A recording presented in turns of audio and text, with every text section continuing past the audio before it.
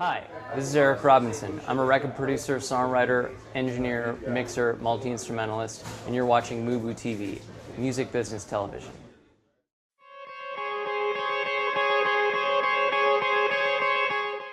We're coming to you live from Sync Summit 2015, and we managed to catch up with Ryan Pressman, who has a YouTube channel called The Amped Blog. So welcome, Ryan. Thank you so much for doing this. Thank you for having me. Thank you. You have the Amp Blog, which has two distinct shows, and I was wondering if you could talk to us about each of them. Yeah, well, we've got sort of our round table that we do, which is where we get together and talk about, just me and a couple of my audio engineer friends. We get together, we talk about gear, we talk about consumer products, and just how they kind of intermingle with one another and how they mesh and how they compare to one another, basically, and just kind of see, well, you know, we don't like to talk bad about products or even promote products because, you know, they don't pay us. But, you know, we just like to say, well, this is our honest opinion on this thing. This is what it's practical for.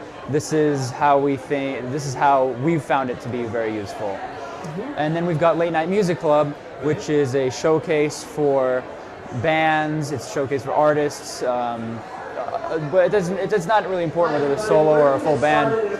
But yeah, basically it just showcases their talents. They come on, they play a song, they do a quick little interview, outro kind of thing. You know, should tell everybody when they're doing their gigs, tell everybody when they're doing their releases, and if they're on tour or something like that. Just all big news, and yeah, just kind of get a little bit of information about them out there and get some of their material out there as well. Okay. Can you talk about what was the motivation for starting that channel? Because it focuses on LA bands primarily. Right. So what was the motivation for starting that particular aspect of the channel? For starting Late Nite Music Club, well, I myself am in a band, and it's not easy. It's not easy to go and get featured in things, get showcased, get your music out there. So I said, well, I think it'd be a really good idea. It'd be a really cool thing if I could do this and help bands in the way that, you know, they say be the change you want to see in the world. It's kind of what I'm doing. You know, it's not, you know, it's a show, it doesn't exclude based on genre or age or anything. We have artists from all ages, and I mean, all genres. I mean, it's just like, it's basically just want to form like this hold on, let me collect my thoughts for a second. It's just, we found this really, the music industry has a tendency to be very exclusionary sometimes. Yes. And we really don't want that. It's really bad. It's hard, especially because there's a lot of talented bands out there who people aren't hearing their music, or they're not getting, you know, the shows or the features or the respect they deserve as artists, because people just aren't willing to give them a first chance. So I think, you know, it's just a good idea to kind of open it up to everybody. You know, it doesn't matter what your genre is, where you're from, who you are, or how old you are. Just as long as you're cool and you play good music, you know. You know, one of the things I wanted to ask you, in listening to what you're saying, you bring up a lot of interesting points about the industry today, about the marketplace, about how tough it is to get that kind of attention. And I'm curious, one of the aspects that's so unique about your particular show and the pieces that I watched, and from talking with Eric, is that you focus a live performance and you record a live performance. Is that one of the criterias that you have in terms of bringing someone on, is that they have to perform live? Because that's a very specific kind of focus artistically. Oh yeah, they have to, I mean, when they come on the show, you have to, that's the whole point, is to showcase you playing your material. I mean, we could just have the band sit there with a recording playing in the background going, check out our song, but that's not very interesting, you know? I mean, people want to see a live performance, people want to see bands and what they can do.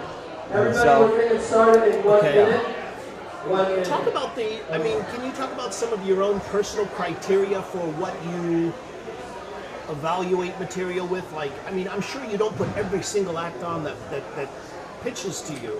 So can you talk about, you know, some of the things that appeal to you artistically about artists in any genre that make you say, yeah, I want this, or this doesn't work? That's actually a very good question, because music, as I'm sure we all know, is extremely subjective.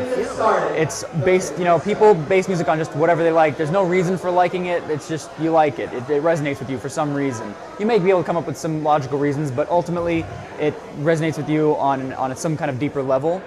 For us, we kind of have to put that aside and go, okay, maybe this music doesn't resonate. Maybe this music doesn't resonate with me, but it resonates with somebody else.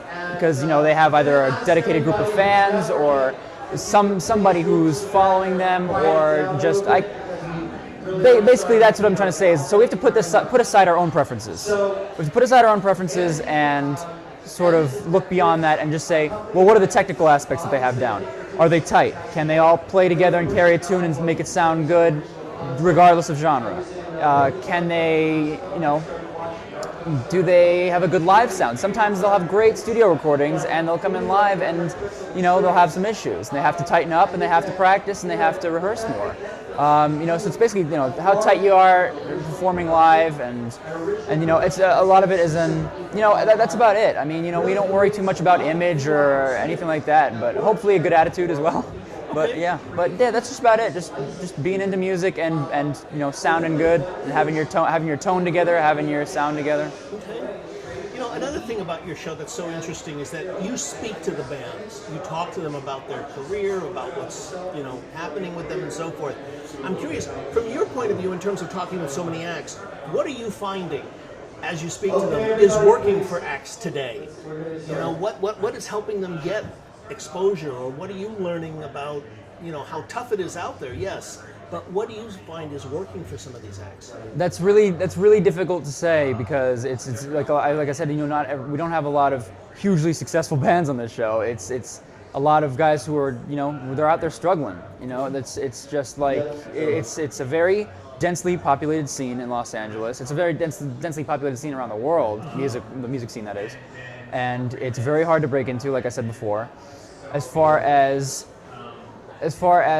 what kind of is being successful for bands, what I've seen is a lot of DIY. These musicians they're not relying on big, expensive studios anymore. Not that they're bad. I think studios are great. If you can a lot of these bands have their own great studios that they're putting together themselves, but they're not relying on others to record their music. They're not relying on others. They're not relying on bookers and promoters to book their shows. They're relying on themselves to put together shows with their friends and their other bands. They're basically it's a lot of it is just sticking together. A lot of these bands, some of them live together, some of them work together outside of their band.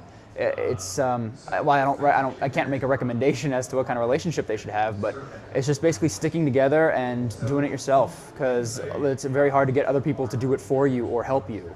So it's just knuckling down. You mentioned before, when we started, that you were an artist yourself in a band.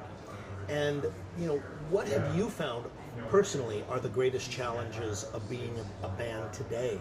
I mean, you talked about some of them with regards to just the dense scene, the massive amount of, music out there today. That's one challenge. What are some of the other things that you find as an artist that are, things that you're up against? How much time you got? Well, we've got plenty of time. I mean, there's so much. It's when you start in music and you say, I want to do this as a living, whether you're a composer or a band or an artist or anything, or you want to do music, you want to create music or perform music, you are looking at an uphill battle. That's kind of an obvious statement, but a lot of people think, oh, well, it's hard because it's a numbers game and there's so many people out there and you just kind of have to get lucky and get picked. Yes, luck is a factor, but I think the challenges that we face are just like a lot of people, because it's so densely populated, or the music scene, and there's so, especially in the LA area, there's so many bands and everything, a lot of people feel like they can take advantage of that. What you have a lot of promoters who will go out there and tell you to do some pre-sale for an audience you don't have, because you're not going out there and playing shows, because you have to sell these tickets to people who don't exist. Basically it's like it's multi-level marketing, but for bands. It's you're selling to your family and your friends, and when you run out of them, they're already supporting you. They're your family and your friends. You're trying to get new audiences, and you're not doing it that way, and you're losing money, and you're into these kind of promoters. So you have a lot of pay-to-play promoters. Yeah, that's a very big problem. I mean, it's interesting hearing that, because there was a time when clubs, specifically in the LA area, had very specific identities. And they went out and they found their audience. And you knew when you went to the Roxy or whatever, that you were going to have a good evenings of entertainment. But they went out and marketed, and they booked acts that they felt, would suit that. Now it looks like all of the marketing, they want the acts to do. And it's like, you can give them the money for the but if there's nobody there, they don't care as long as they got the money. It's turned into this scene that's become just very, very, like, the whole opposite. They want you to market their club. Exactly. No, that's exactly it. Because a lot of these clubs are dying. I've seen there's places on that used to be huge, Sunset Strip and stuff. There's a lot of places getting shut down there, and new places are opening in their stead and trying new and different things. And sometimes it works, sometimes it kind of just breaks even or stays afloat. But I haven't seen anything hugely successful appear there. There's a great scene brewing in downtown LA. Okay, there's talk about that. Yeah, there's great there's great stuff going on in Silver Lake, Echo Park. You've got a lot of awesome venues like the Satellite. That's in Silver Lake. You've got the Bootleg. You've got the Satellite, the Bootleg. What else is down there? There's Echo Park. You got the Echo. Of course, everybody loves the Echo. Yeah. Echoplex downstairs. Sure. You've got Lot 5, or I'm sorry, not Lot 5, Lot 1. You've got there's so many great places down there where they're featuring live music in that kind of area. Echo Park, Silver Lake, Los Angeles, downtown LA. It's featuring a lot of independent acts, a lot of DIY shows, a lot of people coming out to see those because they're cheap. They're not charging $15 a ticket. It's not to get in. It's $3 or $5 to get in. Sometimes they get a little high for the bigger bands, but if somebody's on tour or something. Mm-hmm. But it's for local acts. They're not charging outrageous numbers for people to get in. They've got a bar. They've got a reason for you to be there. A lot of those other places do have bars too. The places that are failing, but it's not like they're beer bars, and they're just places for people to go and hang out and listen to music. It's not trying to be anything. It's not. It's trying to be like, the Led Zeppelin played here in the 60s, Van Halen played here in the 80s, Right. It's not trying to be that. It's like, here's a cool place for you to go and see music and hang out. It's new, we always have new and interesting acts, and they're really cool, so. Okay. Yeah. But back to I didn't kind of finish answering the challenges. Yeah. Of course, trying to, that's such a huge question. It's, with the challenges, you have so many people who are, obviously it's dense. You have this densely populated scene that I keep talking about, and I keep mentioning. But the problem is, with that dense scene and with those pay-to-play promoters and with those kind of shows, you have also bands are challenged. Bands are challenges to other bands. They're cannibalizing each other's efforts. They're hurting each other. Not on purpose, but because one band is going, we're trying to be a pro band, we're trying to get paid, we're trying to make some money doing this, we're trying to bring people out, we're trying to promote the show, we're trying to help, we're trying to bring the scene, keep the scene alive and everything. And you have these other bands who go, I'll do it for free. Don't even worry about it. And I'm not saying you shouldn't take free work. That's an important part of starting out, but you have a lot of people who are willing to go, I'll pay to play. Just because I'm in a high school band and I'm just starting out and I don't really know any better. I don't blame them. I did the same thing when I was in high school. I didn't know. But it took me a lot of years to learn, okay, well, now I'm not in high school anymore, I have to make money and I'd like to do that as a living. I'm not, it's hard to see other bands do that to each other, and it's, like I said, it's not on purpose, it's not malintent, it's just they'll take whatever they can get because of the desperation. That's another problem, is a lot of desperation out there. Okay. Final question for you. Sure. On Late Night. What's the vision that you have for the next 3 to 5 years? What do you want it to become? Just a place where bands, it already is sort of a little bit, it's a mini version of what I want, but it's a little bit, it's just a place where bands can go, they can showcase their music, their performance abilities, their personalities, and just kind of let the world know who they are.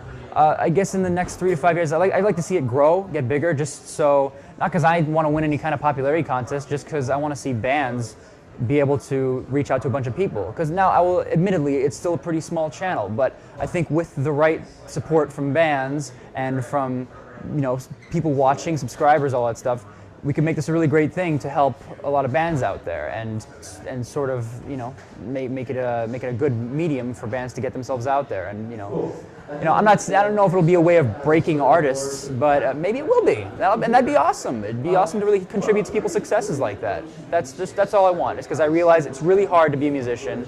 I've learned that from being in my own band, Wirewalker, and it's just, and I'd really like to see people flourish and thrive. Okay. Ryan, thank you so much for doing this. Thank you for having me. I really appreciate it. Thank you.